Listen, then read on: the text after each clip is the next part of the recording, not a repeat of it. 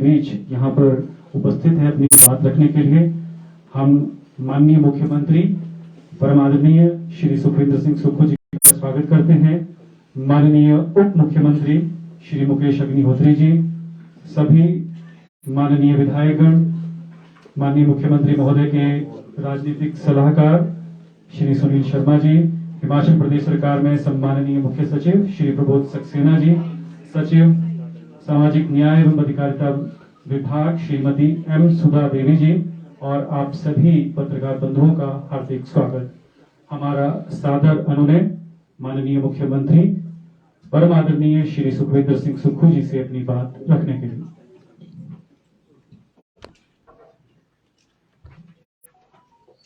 सम्मानित मंच पर विराजमान हमारे उप मुख्यमंत्री महोदय हर्षवर्धन चौहान जी, हमारे अनुरोध जी, सुंदर जी, अवस्थी जी, हमारे मीडिया एडवाइजर एक नरेश चौहान जी तो आए नहीं है, पॉलिटिकल एडवाइजर्स, हमारे मुख्य सचिव महोदय प्रमोद सक्सेना जी, सामाजिक कल्याण सचिव सुधा जी, सभी पत्रकार बंधु, सबसे पहले तो आप सबका स्वागत है और आप सबको नव वर्ष की बहुत बहुत शुभकामनाएं। नया वर्ष मंगलमय हो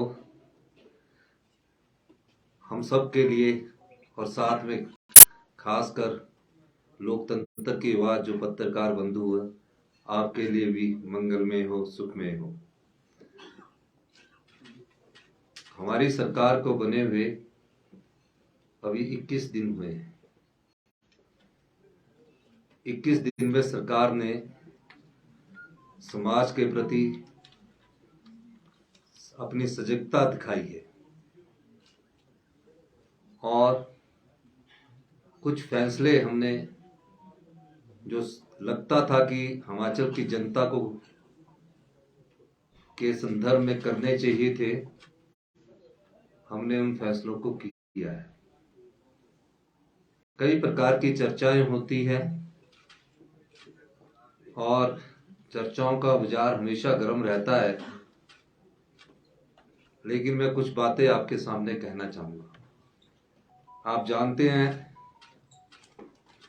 मुख्यमंत्री की शपथ लेने के बाद मैं सबसे पहले सचिवालय नहीं गया और मैं उस बालिका आश्रम में गया। बालिका आश्रम अच्छे से चल रहा था, लेकिन मैं जब उन बालिका आश्रम में पहुंचा, मैंने एक चीज का अनुभव किया। उन बच्चों से मैंने सीखा, क्योंकि बच्चे भी आपको सिखाते हैं, और वो बच्चे जिनका इस समाज में कोई नहीं है, वो बेटियां जो हमारे समाज में अपने माता पिता को छोड़ चुकी है, किस प्रकार से जीवन जी रही है, मुझे उनसे सीखने का मौका मिला। फिर उसके बाद मैं सरकार की जो बनाई योजनाओं के द्वारा कार्यक्रम थे, मशोबरा में भी गया, वहां भी हमने सब कुछ देखा और एक भावना जो उनकी मैंने महसूस की, उस भावना को मैंने पाया कि इन बच्चों की जो भावना है, उस भावना को सम्मान कैसे दिया जाए। महिलाओं से भी मिला, बुजुर्ग जो थे उनसे भी मिला, और जो बच्चे डम एंड डफ की कैटेगरी में आते हैं उनसे मिल तो नहीं सका, लेकिन उनकी वस्तु स्थिति को मैंने जाना। और 21 दिन के बाद हमारी सरकार ने फैसला किया कि इनकी माता भी सरकार है, इनकी पिता भी सरकार है। जिस प्रकार हम अपने परिवार में ऐसे बच्चों का ख्याल रखते हैं कि अब हमारा अपना बेटा है, हमारी अपनी बेटी है। उसी प्रकार इन बच्चों के लिए सरकार का ये अपना बेटा है और सरकार की अपनी बेटी है। इस दृष्टिकोण से मैंने विभाग के अधिकारियों से चर्चा की। चर्चा करने के बाद पहली बैठक में हमारा ये फैसला हुआ कि इन बच्चों के जिनके कोई भी सहारा नहीं है, सरकार माता है, सरकार पिता है, इसके लिए एक योजना एंड टू एंड लाई जाए। काम हुआ और मैं धन्यवाद देना चाहूंगा सामाजिक कल्याण विभाग को कि 20 दिन के अंदर एक ऐसी योजना आपके सामने लेकर आए हैं जहां आप भी गौरव महसूस करेंगे। और इसका सारा श्रेय मैं अपने अधिकारियों को, विधायक दल के सभी लोगों को देना चाहूंगा कि उन सब ने भी इसमें अपना योगदान दिया। और कुछ तो हमारे पत्रकार बंधु भी थे जिन्होंने इस योजना के बारे में हमें बताया। और आज जब नव वर्ष की शुरुआत का पहला दिन है, सुबह ही मैंने, क्योंकि रात को ही हमारे चीफ सेक्रेटरी साहब प्रमोद सक्सेना जी की नियुक्ति हुई है 11-12 बजे, और आज सुबह से ही हमने इनसे बात की, सुबह से ही कार्य में अपने जुड़े, इनसे मैंने अनुरोध भी किया और डायरेक्शन भी दी। सबका एक मत था, नहीं, हम एक ऐसी योजना लाए जो सभी बंधनों से दूर हो, कोई सरकारी बंधन उसमें ना हो। सरकारी बंधन का मतलब है कि ऐसे बच्चे किसी सरकारी कार्रवाई से ना जाए। इस दृष्टिकोण एक फैसला किया गया कि हमारी सरकार हिमाचल प्रदेश में जो अनाथ आश्रम में पढ़ने वाले बेसहारा बच्चे तो है ही, हिमाचल प्रदेश में जो भी बच्चे हैं या जो भी यौवन पीढ़ी में युवा जीवन में आ चुके हैं, उनके लिए एक योजना लेकर आई है। कुछ तो आश्रमों में पढ़ते हैं, कुछ को परिवार गोद ले लेते हैं, कुछ अपने रिश्तेदारों के पास रह जाते हैं। पूरे हिमाचल प्रदेश में एक अंदाजा लगाया जा सकता है 6000 के करीब बच्चे होंगे। अब 6000 के बच्चे कई पढ़ने लिखने में अच्छे होते हैं, 12वीं तक तो हम उनका खर्चा देते थे, +2 के बाद जब वो आगे पढ़ना जानते थे तो भी उनको खर्चे में वो पूरी चीज हम नहीं दे पाते थे। हमने फैसला किया पूरे हिमाचल के जो भी 6000 बच्चे हैं, किसी के रिश्तेदार के घर में रह रहे हैं या किसी ने गोद लेकर उनको पालने की कोशिश की है, या कोई बच्चे बड़े हो गए हैं लेकिन अपना घर का संचालन खुद ही कर रहे हैं पर है अनाथ, उस दृष्टिकोण से हमने कहा कि जो बच्चा पढ़ना चाहता है, चाहे वो इंजीनियरिंग कॉलेज में पढ़ना चाहता है, चाहे वो मेडिकल कॉलेज में पढ़ना चाहता है, चाहे वो पॉलिटेक्निकल कॉलेज में पढ़ना चाहता है, चाहे आईआईटी में निकल जाता है, आईआईएम में निकल जाता है, किसी भी बड़े इंस्टीट्यूशन में निकलता है, उसके मन में ये कुंठा नहीं रहनी चाहिए कि मैं पढ़ लिख कर मुझे इस संस्थान में इसलिए एडमिशन नहीं मिल पाया कि मेरे पास उसकी फीस देने के लिए पैसे नहीं थे। इस कुंठा को समझते हुए हमारी सरकार ने फैसला किया है कि जो भी बच्चा अपने जीवन काल में मेडिकल कॉलेज में, नर्सिंग में, पैरामेडिकल में, जिस भी शिक्षा संस्थान में कोई छूट भी गया होगा, जो उसकी पढ़ाई से संबंधित होगा, जो उसके जीवन जीने के साधन से संबंधित कोर्स होगा, कोई भी ऐसा कोर्स, उस कोर्स के लिए हमारी सरकार उसको, अपने बेटे को हम बोलते हैं कि अच्छी पढ़ाई करनी है, अपनी बेटी को बोलते हैं कि उसको ट्यूशन भी लगानी है। ये सारी व्यवस्था जो एक परिवार में एक बेटे को हम जिस रूप में देते हैं, हमारे विधायक, हमारे जो मुकेश अग्निहोत्री जी, हम जो लोग हम जो अपनी बेटी को चाहते हैं, इसी प्रकार अगर उसने कभी घूमने के लिए जाना है तो वो ये ना ताके कि वो किसी के निर्भर है, सरकार उसकी माता है, सरकार हम उसको वो जेब खर्च तक कभी देंगे, उसको कभी ये महसूस नहीं होने देंगे कि उसकी कोई कमी है उसमें। उसका परिवार हिमाचल प्रदेश सरकार होगी।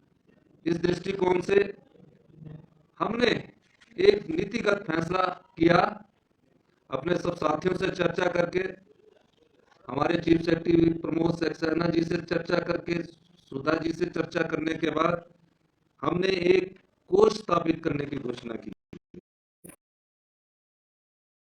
तुरंत प्रभाव से लागू होगा। इसमें सभी बच्चों को सुख प्रदान हो, कोई उनको ऐसी महसूस ना हो कि हमारे माता पिता इस जीवन में नहीं रहे और हम दुखी मन है, कि दुखी मन से वो कभी मत। 101 करोड़ रुपया उन बच्चों के लिए आज से तुरंत प्रभाव से लागू हो जाएगा। 101 करोड़ रुपया ये कोष होगा, ये एफडी होगी। उनके जीवन जीने के लिए जो भी जरूरत होगी उसको जीने के लिए ये कोष 2023 में शुरू किया जाता है और ये तुरंत प्रभाव से लागू हो गया।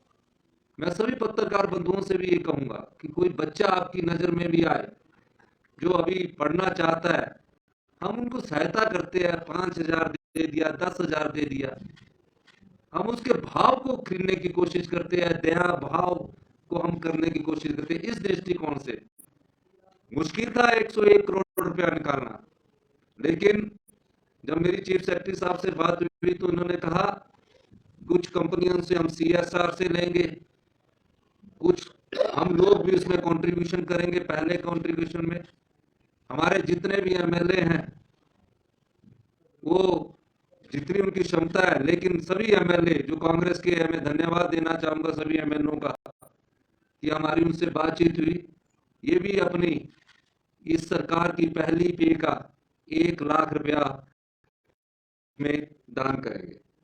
तो इस संदर्भ में भी मैं इनका भी धन्यवाद करना चाहूंगा कि MLA ने, हमारे जितने भी MLA हैं, 40 MLA हैं, भारतीय जनता पार्टी के MLA से भी मैं अनुरोध करूंगा, हमारे पास तो थोड़ा अमाउंट है लेकिन सरकार की तरफ से 101 करोड़ 100 प्लस 100 भी है।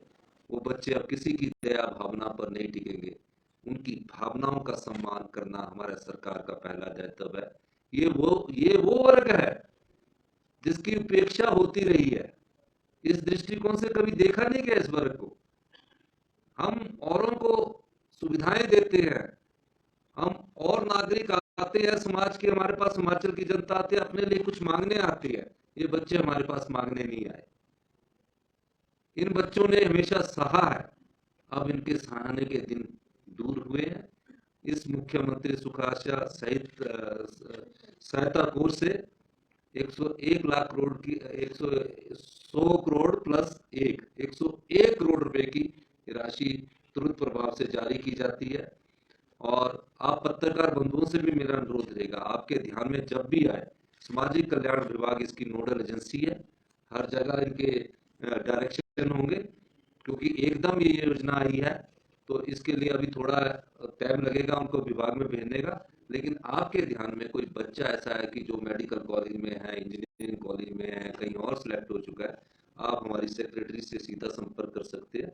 ये पैसा उनको सीधा उनके अकाउंट में जाएगा और उसके जेब खर्च, जैसे हॉस्टल में रहता है ना बच्चा, हमने हॉस्टल का लैब भी देखा, तो वो देखता ना रहे कि किसी के पास मेरे पास पैसे, तो उसके लिए भी एक हम पैसा उसको, जेब खर्च का पैसा भी हम उसको देंगे। इस नववर्ष में ये हम अपने बच्चों के लिए लाए हैं, अपने उन बच्चों के लिए भी जो अनाथ आश्रम में ना पढ़कर किसी के घर में रह रहे हैं, वो सब लोग इसी योजना से प्रभावित होंगे। और समाज का जो वर्ग अछूता रह गया है, हमारी सरकार की प्राथमिकता उसमें पहली है। इसी संदर्भ में मैं सभी लोगों का, आप पत्रकार बंधुओं का भी धन्यवाद करता हूँ। जय हिंद, जय भारत।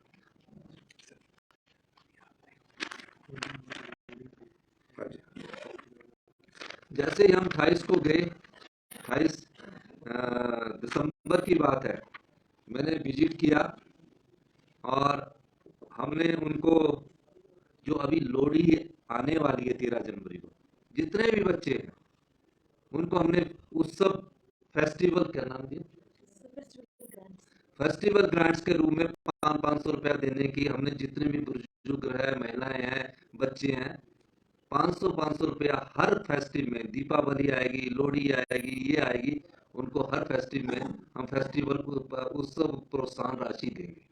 यानी कि जब बच्चा आता है तो हमारे घर से बेटा ले जाता है कि 500-1000 रुपए के मैंने पटाखे खरीदने, उस दृष्टिकोण से सरकार आगे इस प्रकार के प्रोत्साहन उनको दे रही है। तो ये हमारी योजना थी और इसकी विस्तृत शुरू तो आज से होगी, बजट में हम उसको और आपके जो योजनाएं होंगी उसकी आपको बताएंगे। आपका बहुत बहुत धन्यवाद। जय हिंद, जय भारत। पूछना है आपने कुछ? हाँ जी, जेब खर्च जितना भी मांगेगा वो बच्चा, जैसे 2000 होता है 4000 रुपया हर महीने।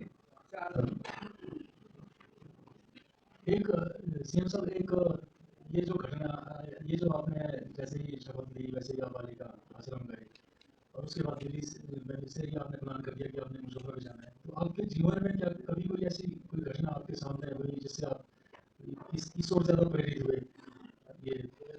मैं ये जो बच्चे थे, मैं स्कूल टाइम में पढ़ता था तो अनाथ आश्रम से कुछ बच्चे हमारे साथ स्कूल में पढ़ने आते थे, तो एक भावना थी होती थी, तो बेचारे शाम को जैसे दोस्त बन जाते हैं ना, कई बार कॉलेज में दोस्त बन गए, तो जैसे मैं पीयूसी में गया तो कॉलेज में दोस्त बन गया, तो कहता कि यार मैंने बोला दीपावली है, तो उसके मन में फीलिंग आती थी कि मेरा तो घर ही नहीं है, तो हमको तो खर्चा करने के लिए भी इकट्ठा होना पड़ता था, तो वो भाव मेरे मन में शुरू से था, तो मैं उसको अपने घर ले जाता था।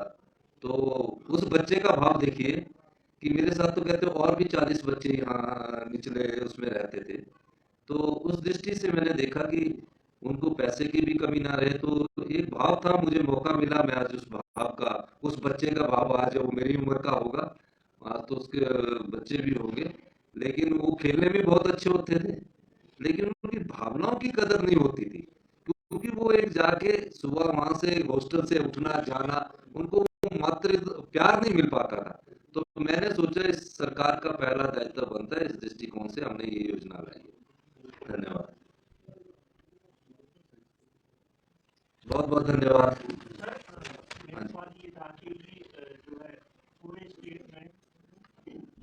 क्या डिपार्टमेंट के लोग इन चीजों को देखेंगे या कोई और एजेंसी इसमें काम करेगी? नहीं, हिमाचल प्रदेश सरकार उनको देखेगी, और एक और चीज होगा, इसमें कोई आय नहीं पूछी जाएगी, किसी से आय का सर्टिफिकेट नहीं लिया जाएगा, सिंपल एक कागज में उसकी एप्लीकेशन आएगी, हमारा डिपार्टमेंट उसको अप्रूव कर देगा,